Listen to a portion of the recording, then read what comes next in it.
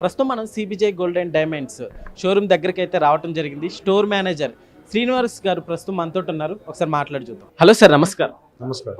Sir, ఇప్పుడు గడిచిన 24 గంటలు మనం చూసుకుంటే ఆల్మోస్ట్ 9,000 వరకు తగ్గటం జరిగింది. సో ప్రజెంట్ ఎలా ఉంది సార్? ఇంకా తగ్గుముఖం పడచ్చా? 9 వేలు దగ్గర 15,000 దగ్గర మనకి చెప్పాలంటే గ్రాముకి 1,500 రూపాయలు బంగారం తగ్గింది. వెండి వచ్చి దగ్గర 1,07,000 దాకా తగ్గింది. ఇది మనం ఎక్స్పెక్ట్ చేసింది సార్. ఎందుకంటే ఎప్పుడైతే మార్కెట్ అంచనాల కన్నా మించి పెరుగుతుందో ఖచ్చితంగా కరెక్షన్ వస్తుంది, భారీ కరెక్షన్ వస్తుంది. ఎందుకంటే స్పాన్ ఆఫ్ డేస్లో పెరిగింది బంగారం ధరలు. స్పాన్ ఆఫ్ అతి తక్కువ టైంలో లక్ష పెరిగింది వెండి. అతి తక్కువ టైంలో గోల్డ్ కూడా దగ్గరగా మనకి 20-30 వేలు పెరిగిపోయింది. సో ఇది ఇంత తక్కువ టైంలో పెరిగింది అంటే ఖచ్చితంగా ఇది వెనక్కి రావాల్సింది. పెరగడం అనేది దానికి ఒక సైంటిఫిక్ మెథడ్ ఉంటుంది. ఆ మెథడ్లో పెరిగింది ఎప్పుడు వెనక్కి తగ్గడం కష్టం. ఇప్పుడు బంగారం ధర 1000 నుంచి 2,000 అవడానికి, 2,000 నుంచి 3,000 అవడానికి అలాగే అలా పెరుగుకుండా వచ్చింది చూసారు. ఆ విధానంలోనే పెరుగుతుంది బంగారం. సో అది కాకుండా డ్రాస్టిక్గా పెరిగిన ప్రతిసారి మార్కెట్లో ఏంటంటే ప్రాఫిట్ బుకింగ్ చేసి కరెక్షన్స్ అనేవి కామన్గా న్యాచురల్గా వస్తాయి. అలాంటిదే మనకు ఇప్పుడు వచ్చింది. దీనికి రావడానికి కారణం ఈ మార్కెట్లో ఉన్న ఒక ఆర్టిఫిషియల్ డిమాండ్ అనుకోండి, ఏదన్నా అనుకోండి, దానివల్ల భూమి అనుకోండి, ఏదన్నా రకరకాల ఫ్యాక్టర్స్, సంబంధం ఉన్న వాళ్ళు లేని వాళ్ళు అందరూ లేని వస్తువు కోసం ఎగబడటం దానివల్ల పెరిగింది. ఇలాంటి టైంలో చాలామంది ఇన్వెస్టర్స్ లాంగ్ టర్మ్ ఎప్పుడు ఇన్వెస్టేషన్ వాళ్ళందరూ ఏం చేస్తారు, ఎగ్జిట్ అయిపోతుంది. మంచి రేట్ ఇది.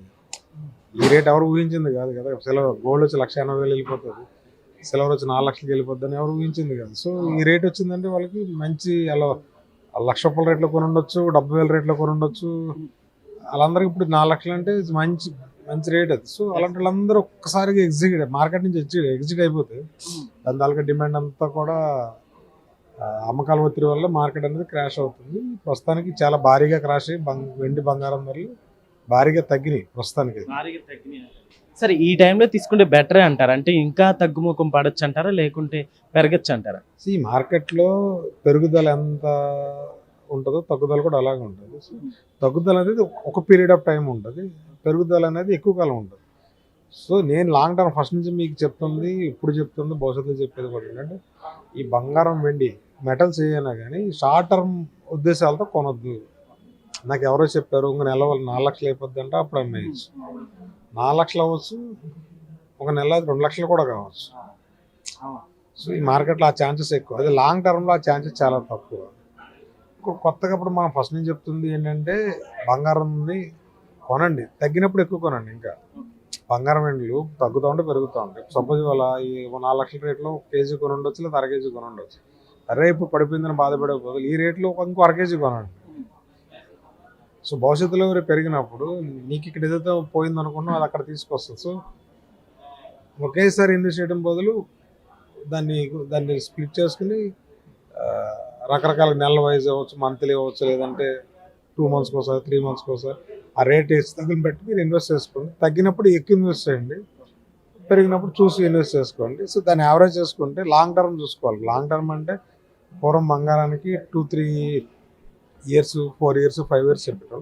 ఇప్పుడు మినిమం 3 ఇయర్స్ మార్కెట్లో ఉండగలిగితేనే ఇన్వెస్ట్ చేయండి. ఎందుకంటే ఇప్పుడు మొన్న పెరిగింది, ఇవాళ తగ్గింది, మళ్ళీ ఒక 20-30 రోజులు పెరుగుతుంది. ఈ పేషెన్సీ లేకపోతే ఈ మెటల్ మార్కెట్లో మనం సస్టైన్ అవ్వడం చాలా కష్టం. బంగారం మనం చూసుకుంటే బంగారంతో పాటు సిల్వర్ కూడా అట్లానే పోటాపోటీకి వెళ్ళి అది కూడా కాస్త డౌన్ అవటం జరిగింది. సో దాని గురించి ఈ సిల్వర్ అంతే సార్, సిల్వర్ మార్కెట్ అంతే. డ్రాస్టిక్గా పెరుగుద్ది, డ్రాస్టిక్గా పడిపోతుంది. ఒకప్పుడు ఇదే సిల్వర్ రేటు 40,000 ఉన్నప్పుడు 1,00,000కి వెళ్ళిపోయింది స్పాన్ ఆఫ్ 30 డేస్లో. తిరిగి నెక్స్ట్ 30 డేస్లో తిరిగి అది మళ్ళీ 50,000కి వస్తుంది. అంటే 100 అది ఎంత పెరిగిందో అంత తగ్గిపోయింది. కానీ ఇప్పుడున్న సిల్వర్ రేషియో ప్రకారం మళ్ళీ 70,000 వస్తుంది నేను చెప్పలేను. కానీ అలా 40,000కి వెళ్ళి వాళ్ళ 4 lakhsకి వెళ్ళింది, వాళ్ళు 3 lakhsకి వచ్చింది. మైబీ ఇంకో స్లైట్ కరెక్షన్ ఉందని నేను అనుకుంటున్నాను, ఇంకొక 50,000 కరెక్షన్ ఉందని నేను అనుకుంటున్నాను అంచనా. సరే, ఈ పరిణామాలు అంటే తగ్గుముఖం పడింది, పెరిగి అనే ఈ సిచ్యువేషన్స్ లో సేల్స్ ఎలా నడుస్తున్నాయి, కస్టమర్స్ ఎలా ఉన్నారు? కస్టమర్ పర్సెప్షన్ ఎప్పుడు మార్కెట్ పెరుగుతుంది అంటే ఆందోళన ఉంటుంది, తగ్గుతుంది అంటే రిలాక్స్ అవుతాడు. సో అతను రిలాక్స్ అయినప్పుడు షాపుల మీద అంత ప్రెజర్ ఉండదు. పెరిగినప్పుడే ఆందోళన, కంగారులో కొనడానికో లేకపోతే తెలుసుకోవడానికో పరిగెత్తుకొస్తారు షాపులు.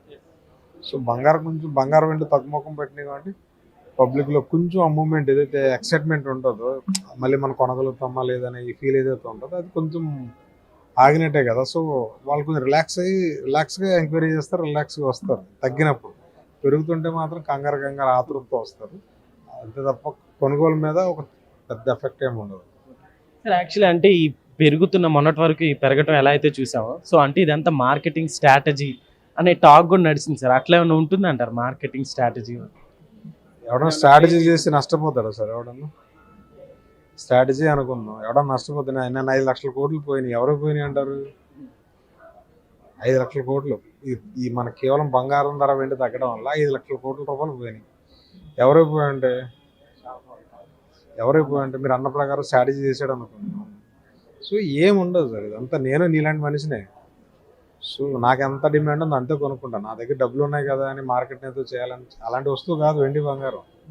అలా చేయాలనుకున్నా మనం అంతంత డబ్బులు ఎంతమంది దగ్గర ఉంటాయి? ఒక నగరంలో ఎంతమంది దగ్గర ఉంటాయి డబ్బులు? ఒక నగరంలో వెండి కొనాలంటే కేజీ 4 లక్షలు అండి. నువ్వు టన్ను పెట్టాలంటే నాకు బోల్డ్ డబ్బులు కావాలి. ఆ టన్ను పెట్టడానికి బోల్డ్ స్థలం కావాలి. అలా గోల్డ్ పెట్టాలంటే గోల్డ్ మీరు అనుకున్నంత ఈజీగా మార్కెట్లో మనం ఏం చేయలేము. ఎందుకంటే మనం చేసే ప్రతి అడుగుని గవర్నమెంట్ మానిటరింగ్ చేస్తూ ఉంటుంది. సో ఇక్కడ స్ట్రాటజీలు ఏమి ఉండవు. కాకపోతే ఏంటంటే పబ్లిక్లో ఉన్న డిమాండ్ని ఆ టైంకు 10 రూపాయలు ఎక్కువ సంపాదించుకునే ఆలోచనలు ఉంటాయి తప్ప లేని దానికి క్రియేట్ చేయడం, లేని దానికి బంగారం అంటే నిలవలేము. మన ఇండియాలో ఏం క్రియేట్ చేస్తాం మనం ఎక్కడి నుంచో తెచ్చుకుంటున్నాం. మనం ఏం క్రియేట్ చేయగలంటే ఎక్కడి నుంచి వచ్చేది గవర్నమెంట్ తెలియకుండా నాకు వచ్చేస్తుందా? ఇప్పుడు ఇంకో వ్యక్తికి వచ్చేస్తుందా?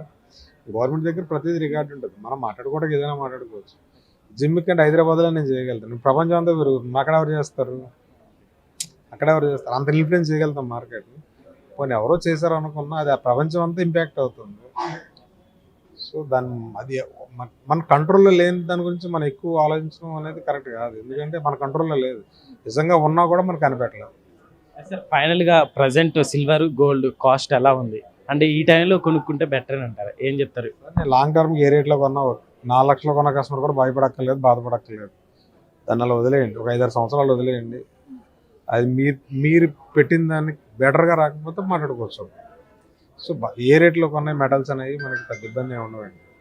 డొమెస్టిక్ అవసరాలు అంటే మన అవసరాలు కొనుక్కున్న బంగారం మీ అమ్మగారు 10 రూపాయల రేట్లో కొని ఉంటారు, మీరు 1000 రూపాయల రేట్లో కొని ఉంటారు.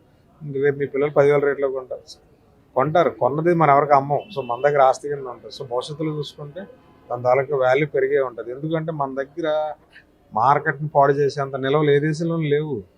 బంగారం గనులు ఎక్కడా లేవు. సో బంగారం రేట్ పడిపోయే ఛాన్సెస్ చాలా చాలా చాలా తక్కువ. అలాగే వెండి పరిస్థితి కూడా అది. భవిష్యత్తు అవసరాలు సరిపడా వెండి మనకు లభ్యత లేదు, ఎక్కడ దొరకట్లేదు, అంత ప్రొడక్షన్ లేదు. సో వెండి బంగారం కాదు, కాపర్ అవ్వచ్చు, అల్యూమినియం అవ్వచ్చు, ఏదైనా సరే భవిష్యత్ లాంగ్ టర్మ్కి మీకు మంచి లాభాలు ఇస్తాయి. లాంగ్ టర్మ్ అంటే మీరు ఒక 6 నెలలు 3 నెలలు ఇవాళ జనాలు ఎలా తయారంటే వారం రోజులు కూడా లాంగ్ టర్మ్ అనే ఫీలింగ్లో ఉన్నారు. మెటల్స్ రూపంలో లాంగ్ టర్మ్ అంటే మోర్ దాన్ 3 ఇయర్స్. మీరు ఎంత ఎక్కువ కాలం ఆగలిగితే అంత బెటర్ లాభాలు చూడగలుగుతారు. చిన్న అడ్జస్ట్మెంట్ నా దగ్గర ఎవడే 10 లక్షలు ఉన్నాయి, వాళ్ళు కొనేసి దాచేసుకుంటే రేపు నేను అమ్మేసుకుంటే లాభం అంతా అది 10 లక్షలకి ఇచ్చేయచ్చు అంటే ఈ 10 లక్షలు సగం కూడా అయిపోవచ్చు. ఇలాంటి ప్రయోగాలు మార్కెట్లో చేయొచ్చు, చాలా ఇబ్బంది పడతారు.